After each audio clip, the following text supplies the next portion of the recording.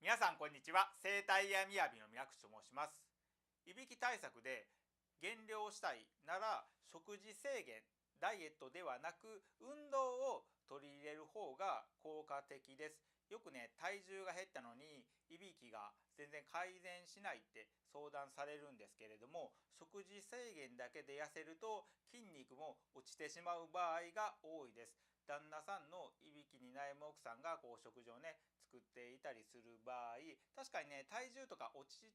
るんですけれども、いびきは期待しているほど改善しない場合も多いです。体重がかなり重い時っていうの運動は、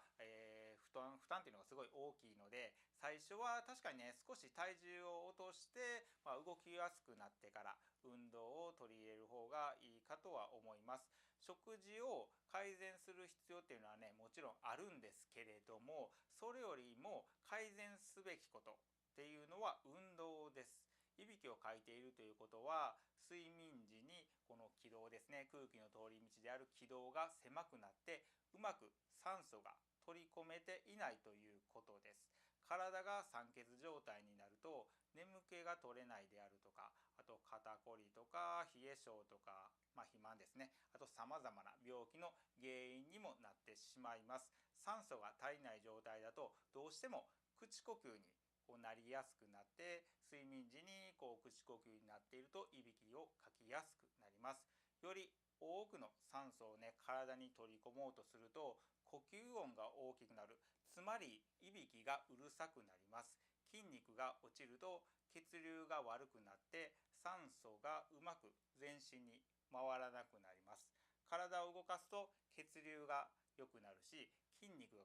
ついてくると毛細血管もかなり増えるので、もっともっと血流っていうのが良くなります。で、過食と運動不足で、太るんですけれども、人間はどうしてもね楽して痩せたいっていう人がもうほとんどですので、食事にばかりどうしても注目してしまいがちです。しかし運動習慣を見直すとさまざまなことが好転していきます。まずはねストレッチとかウォーキングから始めるだけで十分です。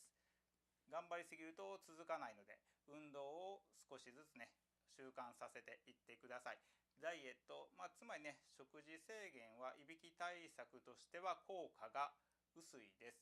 いびきを軽減したいなら運動習慣を見直してください。ご視聴ありがとうございました。